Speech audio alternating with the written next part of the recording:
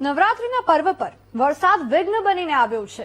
ખાસ કરીને દક્ષિણ ગુજરાત અને સૌરાષ્ટ્રના અનેક તાલુકાઓમાં ભારે વરસાદ પડ્યો છે। ગીર સોમનાથ જિલ્લામાં પણ 8 ઇંચ સુધી વરસાદ ખાબક્યો, જેથી જળબંબાકારની સ્થિતિ જોવા મળી। ત્યારે કેવી છે જિલ્લામાં વરસાદી મહેર, આવો જોઈએ।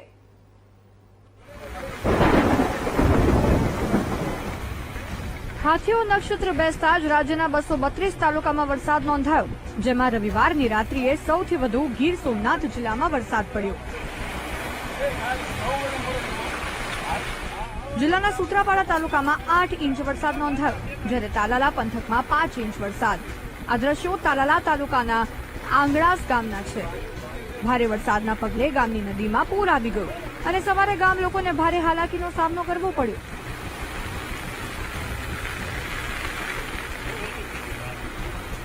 પૂરના પાણી ગામના રસ્તાઓ પર ફરી વળતા પશુપાલકો અને ખેડૂતો દૂધ ભરાવવા માટે જોખમ ખેડતા નજરે પડ્યા। આ તરફ ગીર સોમનાથના મુખ્ય મથક એવા વેરાવળમાં પણ ભારે વરસાદને પગલે ઢીચણસમા પાણી ભરાયા હતા। વરસાદી માહોલે ખેલૈયાઓની મજા બગાડવાનું કામ કર્યું છે। ભારે પવન સાથે ખાબકેલા વરસાદથી ગરબીના મંડપ જમીનદોસ્ત થઈ ગયા, જ્યારે ગરબા ગ્રાઉન્ડ આસપાસ પાણી ભરાઈ ગયા હતા, જેથી આયોજકો અને ખેલૈયાઓમાં નિરાશા જોવા મળી।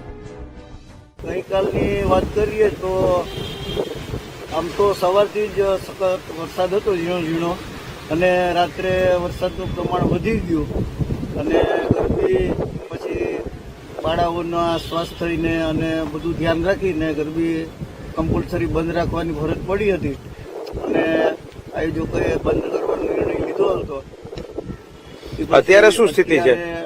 સવારના અત્યારે કોલોનીમાં પાણી ભરાઈ ગયા છે અને વરસાદ તો થોડો ધીમો પડ્યો છે, પણ ભગવાનને આપણે પ્રાર્થના કરીએ કે વરસાદ હવે રોકાઈ જાય। ગીરના જંગલ વિસ્તારમાં ભારે વરસાદના પગલે પ્રાચીથી નીકળતી સરસ્વતી નદીમાં પણ પૂર આવ્યું હતું। સરસ્વતી નદીમાં પૂરના કારણે માધવરાયજી મંદિર જળમગ્ન બન્યું હતું।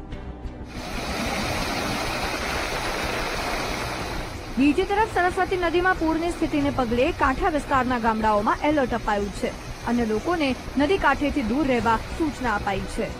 જિલ્લાના ઉના તાલુકામાં પણ ભારે વરસાદ પડ્યો। 2 થી 3 ઇંચ વરસાદ ખાબકતા ભડિયાદર ગામ અને આસપાસના ગામોમાં ઢીંચણસમા પાણી ભરાઈ ગયા। ખેતરો જળમગ્ન થતા ચોમાસુ પાકને ભારે નુકસાની પહોંચી છે। ગીર સોમનાથથી સંવાદદાતા રાકેશ દવેની સાથે રોહિત બારડનો રિપોર્ટ, વીટીવી ન્યૂઝ। જૂનાગઢ જિલ્લાના ગ્રામ્ય વિસ્તારોમાં પણ છેલ્લા 24 કલાકથી વરસાદી માહોલ જામેલો છે, જેના કારણે ક્યાંક મુશ્કેલીઓ ભર્યા દ્રશ્યો સામે આવ્યા તો ક્યાંક ખુશીની લાગણી પણ છવાઈ છે। ત્યારે કેવા છે વરસાદી મહેરના દ્રશ્યો અને હવામાન નિષ્ણાંત શું કહી રહ્યા છે, આવો બતાવીએ।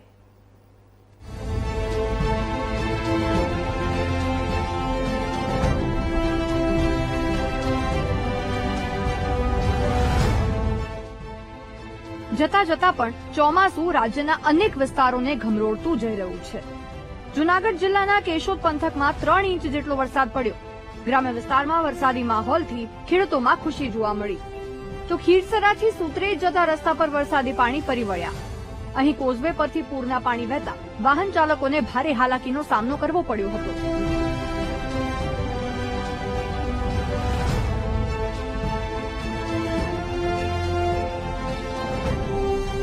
બીજી તરફ કેશોદ શહેરમાં પણ 5 ઇંચ વરસાદના કારણે જળબંબાકારની સ્થિતિ જોવા મળી। શહેરના પૂર્વ અને પશ્ચિમ વિસ્તારને જોડતો અંડરબ્રિજ ખુલ્લો મુકાયાના માત્ર 4 દિવસોમાં વરસાદી પાણી ભરાવાથી બંધ થઈ ગયો। તેવામાં લોકો અંડરબ્રિજની આસપાસથી જોખમ ખેડીને રસ્તો ઓળંગતા નજરે પડ્યા હતા। અત્યારે જો અહીંયા ઉતાવળિયામાં પાણી આવી જાય છે તો ત્યાંથી નીકળવાનું પોસિબલ નથી થતું ને સામે તમારે આપણે જોઈ શકીએ તો પેલું જે અંડરબ્રિજ છે તેમાં પણ વધારે પાણી ભરાઈ જાય છે તો ત્યાં તો નીકળાય એવું જ નથી ને પાણીનો નિકાલ તો કોઈ કરતું જ નથી। તો આમાં શું કરવું? અમારે છે કે એરપોર્ટ ફરીને આવવું પડે, રોજનું 5 થી 7 કિલોમીટર જેવું તો ફરવું પડે છે। તો શું કરવાનું? આનો કોઈ નિકાલ તો કોઈ લેતો નથી, તંત્ર તો કઈ જવાબ દેતું જ નથી અત્યારે કોઈને। જિલ્લાના માંગરોળ તાલુકામાં પણ 6 ઇંચ વરસાદ નોંધાયો છે। ભારે વરસાદના પગલે શહેરના રસ્તા પર ઢીંચણસમા પાણી ફરી વળ્યા હતા તો ગ્રામ્ય વિસ્તારોમાં પણ વરસાદી મહેરના કારણે ખેડૂતોમાં ખુશીની લાગણી જોવા મળી। બીજી તરફ વરસાદની આગાહી તેમજ દરિયામાં કરંટને જોતા 3 નંબરનું સિગ્નલ આપવામાં આવ્યું છે। જો કે હવામાન નિષ્ણાતનું શું માનવું છે તે પણ સાંભળો। આજની સ્થિતિ અંગે જોવા જઈએ તો સૌરાષ્ટ્રમાં ભારેથી ભારે વરસાદ થવાની શક્યતા રહેશે। મધ્ય સૌરાષ્ટ્રના કેટલાક ભાગો અને લગભગ પશ્ચિમ સૌરાષ્ટ્રના કેટલાક ભાગોમાં ભારેથી ભારે વરસાદ થવાની શક્યતા રહેશે. પોરબંદરના ભાગોમાં વરસાદ થવાની શક્યતા રહેશે. દ્વારકાના ભાગોમાં વરસાદ થવાની શક્યતા રહેશે. જોડિયા, ખંભાળિયા વગેરે ભાગોમાં વરસાદ થવાની શક્યતા રહેશે અને રાજકોટના કેટલાક ભાગોમાં વરસાદ થવાની શક્યતા રહેશે. કચ્છના કેટલાક ભાગમાં વરસાદ થવાની શક્યતા રહેશે અને લગભગ આ સિસ્ટમ ધીરે ધીરે દરિયામાં જશે.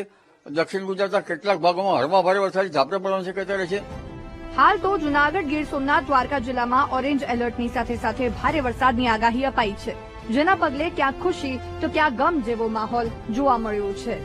જય વિરાણી, વીટીવી ન્યૂઝ, જૂનાગઢ.